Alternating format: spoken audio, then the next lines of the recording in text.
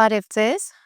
ես այսօր ուզում եմ խոսել, թե ինչ փոփոխություններ են տեղի ունենում թվայնացվող ֆինանսական աշխարհում և ինչ է դա նշանակում ֆինանսական մաթեմատիկա մասնագիտության համար, մասնավորապես ակտուարների, ռիսկերի կառավարիչների և ֆինանսական վերլուծաբանների համար։ Մեզանից յուրաքանչյուրը շատ հաճախ լսում է արհեստական բանականություն, բլոքչեյն, թվային արժույթներ, ֆինտեխ կազմակերպություններ և այլ նմանատիպ բառեր, բայց ես վստահ եմ, որ մեզանից մեծ մասը չի հասկանում ինչ է դա նշանակում, առավել ևս մեծ մասը չի պատկերացնում, թե ինչ է դա նշանակում մեր առօրյա կյանքում և մասնավորապես մեր կյանքի շատ կարևոր բաղադրիչ կազմող ֆինանսական հատվածում։ Որպեսզի հասկանանք, ուրեմն պատկերացնենք, որ թվայնացումը և AI գործիքները շատ արագ ներթափանցում են ֆինանսական ոլորտ և շատ արագ փոխում են այդ ոլորտում դասական գործառույթները։ Այս առումով վերափոխվում է ֆինանսական մաթեմատիկոսների մասնագիտական դերը։ Որ շատ ավելի լավ պատկերացնենք, թե ինչ մասշտաբի փոփոխությունների մասին է խոսքը գնում, եկեք պատկերացնենք մի աշխարհ, որտեղ փողը ոչ թե տպվում է, այլ ծրագրավորվում է։ Եկեք պատկերացնենք մի աշխարհ, որտեղ ֆինանսական որոշումները կայացվում են ոչ թե օրերի կամ շաբաթների ընթացքում, այլ վայրկյանների ընթացքում։ Եկեք պատկերացնենք մի աշխարհ, որտեղ ռիսկերի գնահատումը և չափումը իրականացվում է ոչ թե անցյալի վիճակագրական տվյալների բազաների հիման վրա, այլ ոնց անվանում են real time data analysis, այսինքն իրական ժամանակահատվածում տվյալների հոսքերի հիման վրա։ Այս ամենը հենց AI-ն է և թվայնացումն է, և պատկերացնենք, որ այդ աշխարհը արդեն ֆանտաստիկայի ժանրից չի, այլ մենք շատ արագ մոտենում ենք հենց այդ աշխարհին, այդ իրականությանը։ Ֆինանսական ոլորտը շատ արագ թվայնացվում է, այնտեղ ներդրվում են տարբեր AI գործիքներ, որի հետևանքով, ոնց արդեն նշեցի, փոխվում են դասական գործընթացները այդ ոլորտում և վերաիմաստավորվում են մասնագետների դերերը։ Մի քանի կետով այդ միտքը զարգացնեմ, հասկանանք, թե ինչու է AI-ը առանցքային դառնում ֆինանսական ոլորտում։ Ֆինանսական ոլորտը դա ամենևին և միայն փողը չէ, դա նույնիսկ ավելի շատ կանխատեսումներն են, դա ռիսկերի գնահատումն է, դա տարբեր իրավիճակների և իրադարձությունների տեղի ունենալու հավանականությունների հաշվարկն է, դա big data-ի կամ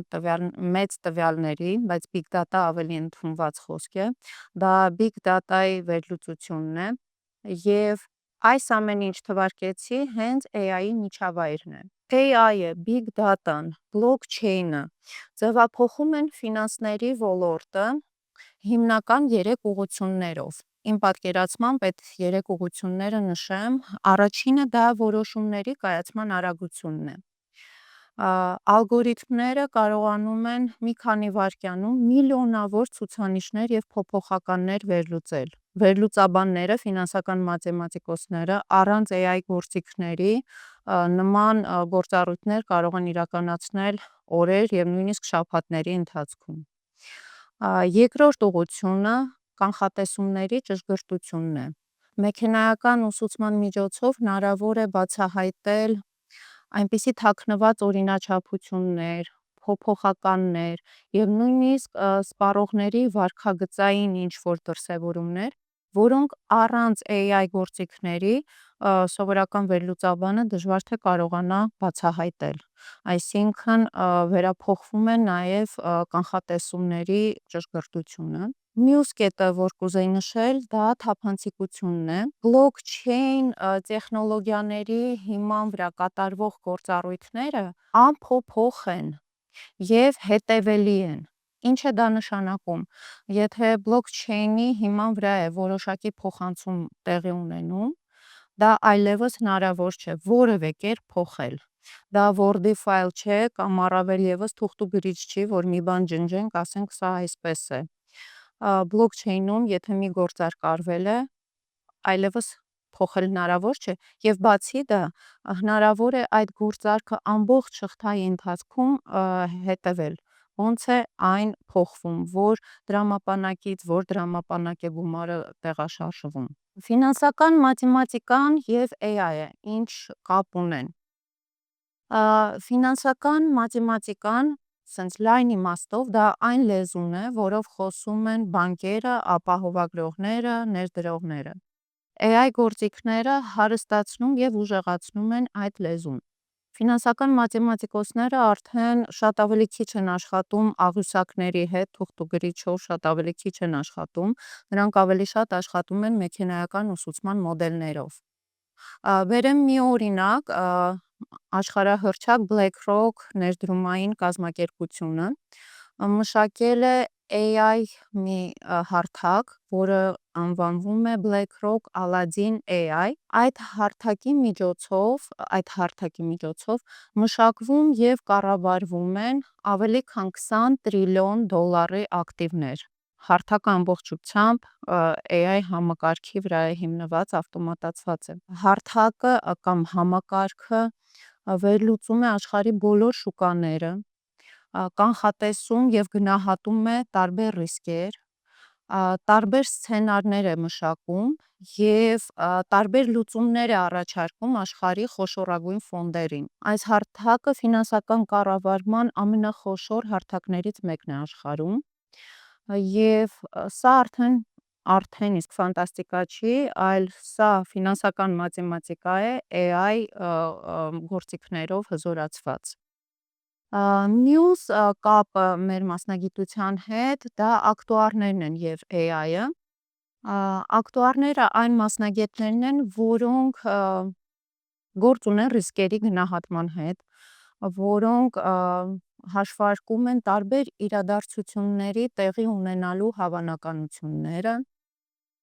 եւ AI գործիքները հնարավորություն են տալիս էլ ավելի արդյունավետ իրականացնել ակտուարի գործառույթները։ Եվս մեկ օրինակ բերեմ համաշխարհային պրակտիկայից, էլի աշխարհահռչակ Lemonade ապահովագրական ընկերությունը հայտնի դարձավ նրանով, որ իր բոլոր գործառույթներում նա կիրառում է AI բոթեր, այսինքն սպառողները շփվում են AI բոթերի հետ ցանկացած հարցով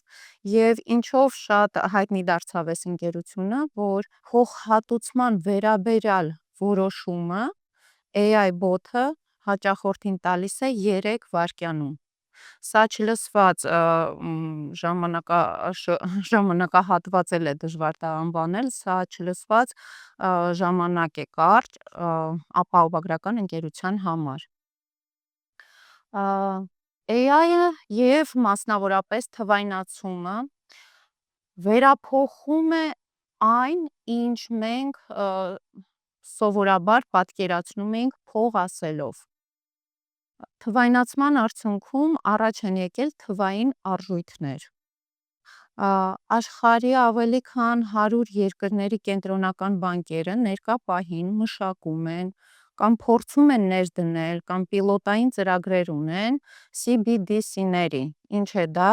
կենտրոնական բանկի թվային արժույթ։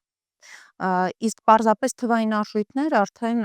բավականին երկար ժամանակ է գոյություն ունեն եւ շրջանառության մեջ են։ Ինչով է թվային արժույթը ավելի նախընտրելի, քան դասական փող կատեգորիան։ Մի քանի առանձնահատկություններ կան, որոնք թվային արժույթները դարձնում են ավելի գրավիչ։ Եվ դրանցից առաջինն է արագ փոխանցումները։ Այսինքն թվային արժույթների դեպքում մի դրամապանակից մեկ այլ դրամապանակ գումարը նստում է ակնթարթի ընթացքում։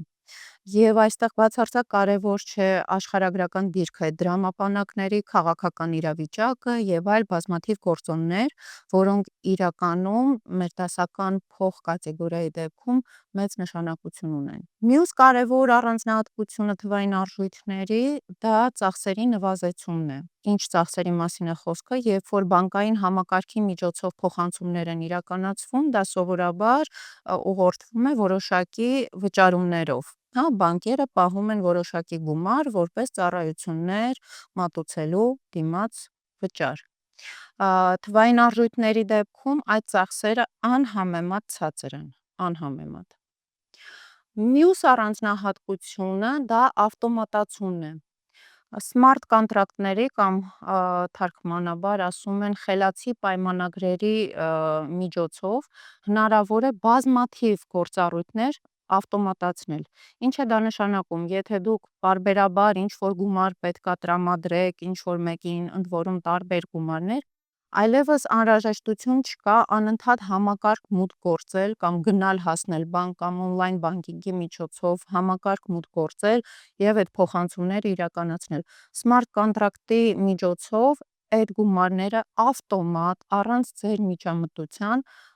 ձեր նշած ժամանակահատվածներում ձեր նշած գումարների չափով փոխանցվում են մի դրամապանակից մեկ այլ դրամապանակ են գնում։ Եվ մյուս առանձնահատկությունը, որը անջխտելի է, դա թափանցիկությունն է։ Թվային արժույթների դեպքում դրամապանակի պարունակությունը երևում է, երբ որ մուտք է գործում համակարգ, ցանկացած փոխանցում մի դրամապանակից մեկ այլ դրամապանակ երևում է, այսինքն գումարը մի ծայրից մինչև մյուս ծայր հասնի, այդ ամբողջ շղթան տեսանելի է լինում, ինչը որ այդքան էլ այդպես չէ կամ ընդհանրապես այդպես չէ դասական փողի դեպքում։ Այսպիսով հասկանալի է, որ նման փոփոխությունները անհրաժեշտություն են առաջացնում, որպեսզի ֆինանսական մաթեմատիկոսները տիրապետեն ոչ միայն դասական դրամական համակարգի գործառույթներին, այլ նաև շատ լավ պատկերացնեն թվային ակտիվների կառավարումը և բլոկչեյն տեխնոլոգիաները։ Ինչ է սա, այս ամբողջը ինչի մասին խոսեցի, ինչ է սա նշանակում մասնագիտության համար։ Շատերի մոտ կա մտավախություն, որ AI-ը փոխարինելու է մարդկանց։ Գուցե դա այդպես է, բայց առայժմ ֆինանսական ոլորտում փոքր-ինչ այլ են գործընթացները։ AI գործիքները պարզապես ավելի ուժեղացնում են ֆինանսական մաթեմատիկոսներին։ Եվ այս առումով աշխարհում ակնհայտ նկատվում է մեծացող պահանջարկ այն ֆինանսիստների նկատմամբ, ովքեր տիրապետում են AI վերլուծական գործիքակազմին, այն ակտուարներին, ովքեր կարողանում են մոդելավորել AI համակարգեր,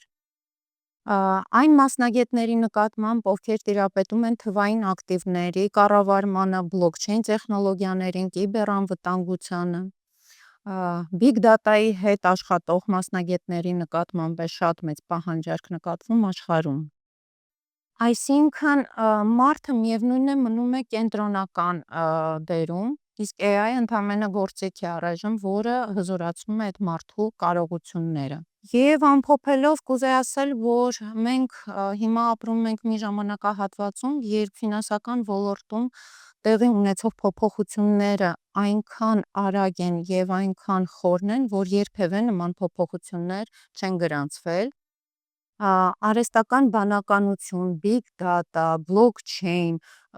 թվային արժույթներ, սրանք դարձել են տնտեսության նոր կատեգորիաներ։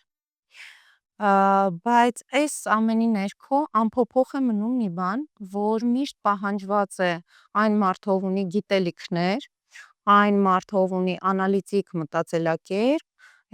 մաթեմատիկական և տնտեսագիտական գիտելիքներով օժտված մասնագետը։ Երևի թե այս թեմայի շրջանակներում այսքանն էի ուզում խոսել ձեզ հետ և ակնկալում եմ, որ դուք ինչ-որ հարցեր կունենաք։ Դուք խոսեցիք ֆինանսներից և բլոկչեյնից, ասելով, որ գործարքները անփոփոխելի են, այսինքն գործ ունենք ապակենտրոնացված համակարգի հետ և շատերիս մոտ մտավախություն կա, որ մեր ֆինանսները ապահով ձեռքերում չեն, այսինքն ընդհանուր դրան պատասխանատու չկա։ Ինչպես են այդ կասկածները փարատվում և արդյոք շատ են նման անկանխատեսելի դեպքերը։ Շնորհակալություն հարցի համար։ Իրականում ես այդքան էլ համաձայն չեմ ձեր կարծիքի հետ, որ ապահով ձեռքերում չեն մեր ֆինանսները, որովհետև դրանք որևէ մեկի ձեռքերում չեն գտնվում։ Դրանք համակարգի մեջ են, համակարգի կոնկրետ մեկ կառավարիչ չկա, այնինչ իրական փողի հետ կա, այսինքն երկրի ազգային արժույթն է, դրա պատասխանատուն երկիրն է, եւ այդ արժույթը կարող է արժեզրկվել տարբեր քաղաքական եւ տնտեսական զարգացումների արդյունքում,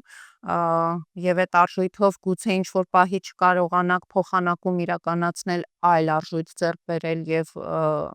ապրանք ու ծառայություն առնել, այդ բոլոր ռիսկերը չկան թվային արժույթների դեպքում։ Ստեղ պարզապես խոսքը գնում է կիբեր անվտանգության մասին։ Այդ համակարգերը իրականում շատ ապահով են եւ շատ հազվադեպ են լինում դեպքեր, երբ որ թվային դրամապանակները հնարավոր է լինում դատարկել ինչ-որ երրորդ անձանց կողմից։ Սովորաբար նման դեպքերը անհամեմատ ավելի քիչ են, քան այն դեպքերը, երբ որ դու թղթադրամը կորցնում ես կամ ինչ-որ քաղաքական կամ տնտեսական իրավիճակների պատճառով քո թղթադրամը արժեզրկվում է, չէ՞ որ թղթադրամի հետ էլ կան բազմաթիվ ռիսկեր, եւ պատմությունը չմոռանանք, երբ որ Խորհրդային Միությունը փլուզվեց, ռուբլին անհետացավ, փոխանակման կուրսը այնքան ցածր էր, որ մարդիկ պարզապես աղքատացան։ Մի քանի օրվա մեջ մենք տեսանք, որ հսկայական գումարներ ունեցող ընտանիքներ դարձան բավականին աղքատ ընտանիքներ, նենց որ խոսել ռիսկերից, եթե խոսում ենք թվային արժույթների ռիսկերից, այո, այնտեղ էլ կան ռիսկեր, բայց այդ ռիսկերը շատ ավելի քիչ են, քան թղթադրամի դեպքում, եւ ամենալ հետաքրքիրը եւ առավելությունը թվային արժույթի այնա, որ չկա ինչ-որ մեկի կողմից այդ արժույթը չի կառավարվում, այդ արժույթը մեր բոլորիս համաձայնությունն է, լուռ համաձայնությունն է, որ մենք այդ արժույթով համաձայնվում ենք վաճառել մեր ծառայությունները, ձեռք բերել ապրանքներ եւ փոխանակում իրականացնել, գործարքներ իրականացնել, նենց որ եւ բացի դրանից DeFi համակարգը շատերի մոտ պատկերացում կա, որ DeFi համակարգը անվերահսկելի է եւ այնտեղ հնարավոր չի տեսնել փողերը ուր գնացին։ Հիմա արդեն կան բազմաթիվ open source, այսինքն բաց աղբյուրներով ծրագրեր, պլատֆորմաներ, որոնցով դուք կարող եք ցանկացած դրամապանակ տեսնել, դրամապանակից կատարվող գործարքները ամբողջությամբ տեսնել եւ տեսնել որտեղից է գումար եկել տվյալ դրամապանակ։ Այդ պլատֆորմաները ունեն շատ լուրջ AI գործիքներ, որոնցով շատ լավ անալիտիկա են ապահովում, եւ հենց ստեղ էլ ֆինանսական մաթեմատիկոսի նոր դերն է գալիս, որ նման պլատֆորմաներ ստեղծողները եւ զարգացողները ոչ միայն ծրագրավորողներ են, այլ նաեւ ֆինանսական մաթեմատիկայի գիտելիքներ ունեցող մասնագետներ, նենց որ ստեղ շատ ավելի թափանցիկ եւ տեսանելի են բոլոր գործառույթները։ Դուք խոսացիք decentralized exchange-ների մասին, նշեցիք, որ հասցեները, փոխանցումները, հասցեների բալանսները թափանցիկ են, սակայն հայտնի է, որ այդ երևույթների հակառակ կողմը չվերահսկվող տիրապետողներ են, այսինքն միշտ չէ, որ պարզ է, թե այդ հասցեները ում կողմից են կամ ինչ խմբավորման, ինչ կազմակերպության կողմից են վերահսկվում, հարցս հետեւյալն է. ինչպես եք պատկերացնում թվայնացման կամ AI-ի ինտեգրումը ժամանակակից ֆինանսներում կոնկրետ փողերի լվացման կամ ահաբեկչության ֆինանսավորման դեմ պայքարում։ Շնորհակալ եմ։ Շնորհակալություն, շատ լավ հարց է, շատ կարևոր թեմա բարձրաձայնեցիք, որովհետև էլի սխալ պատկերացում կա, որ թվային արժույթներով իրականացվում են բոլոր ստվերային գործարքները։ Ուրեմն, որպեսզի պատկերացնեք, այդ ստվերային գործարքները այո իրականացվում են, փողերի լվացում, թմրամիջոցների առխուվաճառ, բայց դրանք կազմում են ընդհանուր շրջանառության մոտավորապես 1%-ը։ Իսկ իրական փողի հետ թղթադրամի հետ, իսկ դուք ունեք վստահություն, որ բոլոր հաշիվները, որոնք կան բանկերում, այդ հաշիվների հետևը կանգնած են հենց այն մարդիկ, ովքեր այդ թղթի վրա գրանցված են։ Իհարկե ոչ, որովհետև բացի դրանից թղթադրամային շրջանառության դեպքում կան օֆշորային գոտիներ, կան այնպիսի բանկեր Շվեյցարիայում, որոնք որևէ ինֆորմացիա ձեզ չեն տրամադրի այդ հաշվի տիրոջ վերաբերյալ, եւ այստեղ խոսել նրա մասին, որ միայն թվային արժույթների դեպքում է, որ թաքնված կարող են լինել որոշ մարդիկ, ովքեր ոչ օրինական գործառույթներով են զբաղվում, դա այդպես չէ, եւ ոնց արդեն նշեցի, այդ գործառույթները այո կան, թաքնված, փողի լվացում եւ այլն, բայց դա ընդհանուր շրջանառության թվային արժույթներում շրջանառության 1%-ն է կազմում, դա ստատիստիկա է, հենց որ էլի շատ փոքր է ռիսկը։ Ես կխնդրեմ գնահատեք մեր նման Հայաստանի նման անցումային տնտեսություն ունեցող երկրների մեջ ինչպիսի դեր կարող է խաղալ այդ գործիքների թվայնացումը, AI տեխնոլոգիաների օգտագործումը եւ ինչպես կարող ենք մաքսիմալ լավ դրանից օգտվել։ Շնորհակալություն։ Ասեմ, որ մեր ֆինանսական ոլորտում թվայնացման գործընթացները վաղուց են արդեն սկսվել եւ առաջինը ID բանկի կողմից սկսվեցին այդ գործառույթները թվայնացման հետ կապված։ Ներկա պահին նույնիսկ ապահովագրական ընկերությունները մշակում են AI բոթեր, որոնք կարողանան շփվել հաճախորդների հետ, ինչի, որովհետև դա նվազեցնում է ծախսերը նախ, երկրորդը փոքրացնում է սխալվելու հավանականությունը, որովհետև օպերատորը, որը շփվում է հաճախորդի հետ, հնարավոր է ինչ-որ էմոցիաներից կամ հոգնած լինելու պատճառով, մի շարք գործոնների պատճառով ոչ ճիշտ ինֆորմացիա տրամադրի եւ դա կբերի բավականին երկար քաշքշուկների։ AI բոթերի միջոցով այդ ռիսկերը փոքրանում են եւ մեր հայկական ընկերությունները արդեն աշխատում են այդ ուղղությամբ, կան նույնիսկ ընկերություններ, որոնց սայթը մտնելիս տեսնում ես AI բոթը միանում է եւ սկսում է քեզ հարցնել ինչով օգտակար լինեմ եւ այլն։ Նենց որ չնայած մեր տնտեսությունը դեռ զարգանալու մեծ ճանապարհ ունի անցնելու, բայց այս առումով տեխնոլոգիական զարգացման առումով մեր ֆինանսական հատվածը բավականին զարգացած է եւ արդեն մի քանի տարի առաջ խոշոր բանկերից մեկը թիմ էր հավաքում ֆինանսիստների, ովքեր նաև տիրապետում են machine learning-ին, այսինքն մեքենայական ուսուցմանը, եւ դա արվում էր հենց նրա համար, որպեսզի բազմաթիվ գործառույթներ արդեն ծրագրավորեն ֆինանսական մաթեմատիկոսները, որպեսզի մարդկային ռեսուրսը ավելի արդյունավետ ուղղություններով օգտագործվի եւ ոչ թե պարզապես նստեն պրիմիտիվ հաշվարկներ անեն, որը որ կարող է անել համակարգը։ Հենց որ իմ գնահատմամբ AI գործիքների ներդրումը շատ մեծ ապագա ունի մեր ֆինանսական շուկայում։